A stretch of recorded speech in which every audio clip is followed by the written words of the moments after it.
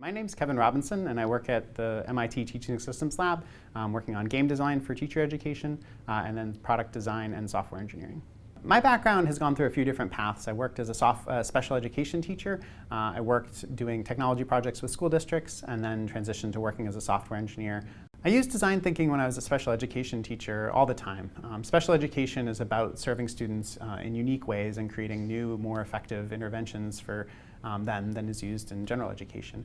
So sort of by definition, you don't know the answer of how to best serve those students, and so it's really important to come up with a lot of different possible solutions, try them out, and then keep improving them to see what works with your students.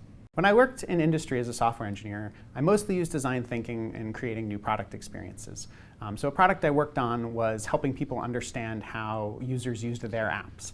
And so we would make a lot of different visualizations and a lot of different representations of that information, and then show them all to users and let them see. Within TSL, we use the design process for all of our work and research.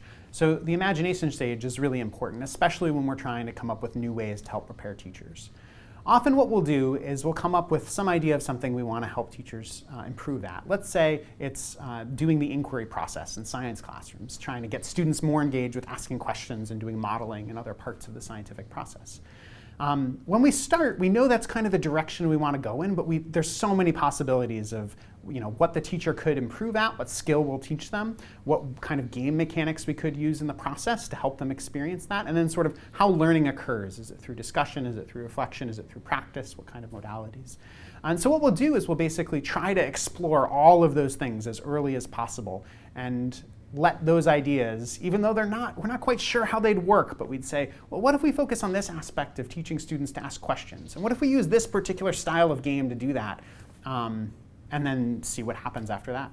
Often you want to spend a bunch of time up front ideating. You want to be thinking of all the possible ways we could create this new game for teachers.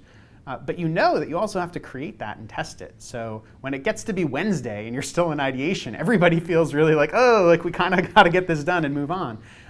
So I think planning that out up front and having a sort of shared idea of how long you can spend ideating is important. But it roughly only takes like a fifth of the process. It depends too if you're doing something that's really new and people in your group really don't know how to do it. Spending more time in ideation can be really powerful, especially if you're trying to do something more risky or ambitious.